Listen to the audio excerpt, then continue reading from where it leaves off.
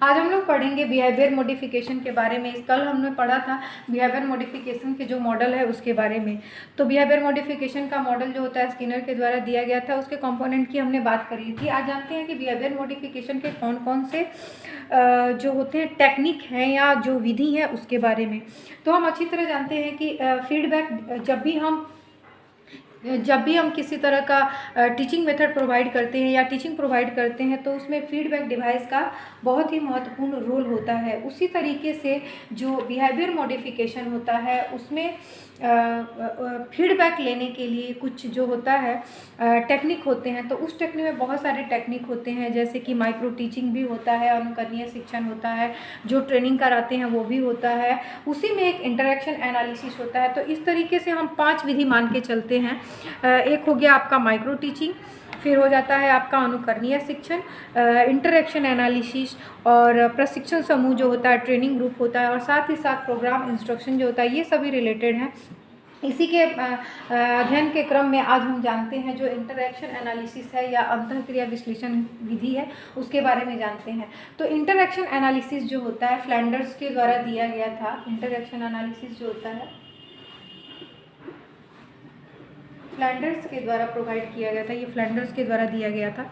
और इसमें उन्होंने क्या किया था, उन्होंने बोला था कि जो शिक्षक होते हैं, इन्होंने बताया था कि शिक्षक जो होते हैं कक्षा कक्ष में छात्रों के बीच किए जाने वाले क्षणिक कार्य व्यवहार को अंतःक्रिया कहा जाता है। अंतःक्रिया के बारे में आप अच्छी तरह जानते हैं, मेरे और आपके बीच में, टीचर और स्टूडेंट के बीच में जो इंटरेक्शन होता है उसी को कहा जाता है। और फ्लैंडर्स का इसी में कहना था कि कक्षा में शिक्षक का शैक्षणिक कार्य शाब्दिक एवं अशाब्दिक 2 रूपों में होता है। इनका कहना था कि जो शैक्षणिक व्यवहार किया जाता है, जो शैक्षणिक व्यवहार जो टीचर के द्वारा किया जाता है 2 रूप में होता है, शाब्दिक और अशाब्दिक रूप में। तो इन्होंने अशाब्दिक रूप की व्याख्या नहीं की थी, बाद में गैलोवे के द्वारा शाब्दिक व्यवहार के बहुत अच्छे से अशाब्दिक व्यवहार की व्याख्या की गई है, लेकिन इन्होंने पूरी तरीके से शाब्दिक व्यवहार को बहुत अच्छे से डिस्क्राइब किया। और इनका कहना था कि जो शैक्षणिक व्यवहार होते हैं वो शाब्दिक और अशाब्दिक होते हैं, लेकिन शाब्दिक व्यवहार को जब हम विधिवत निरीक्षण करते हैं और उसके लिए अंक प्रदान करते हैं तो यही हमारा इंटरेक्शन एनालिसिस कहलाता है।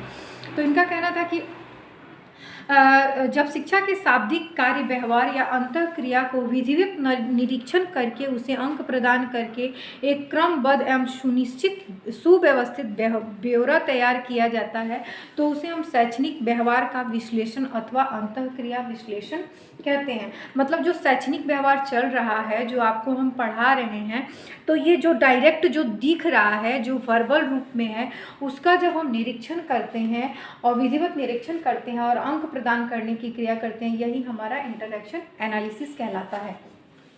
तो शिक्षक अधिगम संबंधी कार्यों का आयोजन करता है और साथ ही साथ इसमें निरीक्षण का भी कार्य किया जाता है। शिक्षक इसमें योजनाबद्ध पुनरावृत्ति करता है, जो भी वो रिकैप्चुलेशन करता है, जो भी वो पढ़ा रहा है या जो भी वो इंटरेक्शन क्लास में ले रहा है उसका।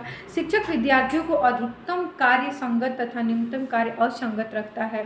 मतलब इसमें जो होता है, शिक्षक जो होता है विद्यार्थियों के कार्य को कोशिश करता है कि वो संगत रहे, असंगत रखने की कम कोशिश करता है। मतलब ज़्यादा से ज़्यादा बच्चे समझ सकें, इंटरेक्शन बेस्ड एनालिसिस जो चल रहा है वो विधिवत तरीके से चले।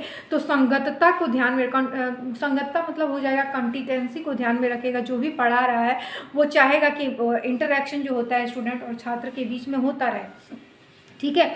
और इसका जो होता है उद्देश्य क्या होता है, जो इंटरेक्शन एनालिसिस होता है, तो पहला है शैक्षणिक व्यवहार को जानना और समझना। क्लास में जो भी शैक्षणिक व्यवहार चल रहा है वो उसकी एक तालिका बनती है कि टीचर ने कितना सिखाया है, टीचर कब एक्टिव रहा है, स्टूडेंट कब एक्टिव रहे हैं, कब जो होता है पॉज की स्थिति हो गई है।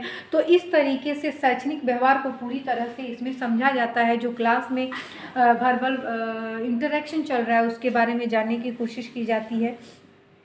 शिक्षक की शैक्षणिक कार्य व्यवहार एवं अंतःक्रिया का शिक्षार्थियों के ऊपर पड़ने वाले प्रभाव की जानकारी प्राप्त करना।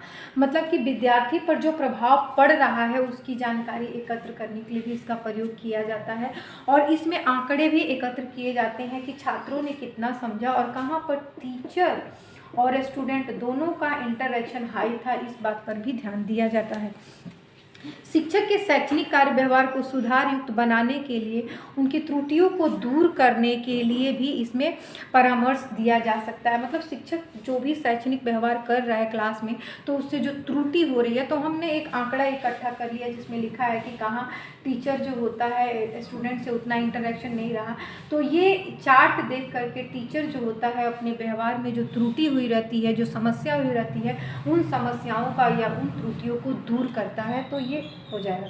उसके बाद शिक्षार्थी की समस्या के समाधान हेतु निदानात्मक शिक्षण, जैसे कि हम जानते हैं कि इसमें शिक्षार्थियों की समस्याओं के समाधान हेतु निदानात्मक शिक्षण दे शिक्षकों को अभिप्रेरित किया जाता है। मतलब जो भी शिक्षार्थी की समस्या है वो इस चार्ट के द्वारा टीचर को पता चल जाता है। ये चार्ट जो भी बनता है तो वो चार्ट को टीचर देख करके उस जो प्रॉब्लम आ रही है बच्चों को समझने में, उसको क्या करता है, रेमेडियल टीचिंग के द्वारा या फिर बोल सकते हैं निदानात्मक शिक्षण के द्वारा उस शिक्षण को दूर कर देता है।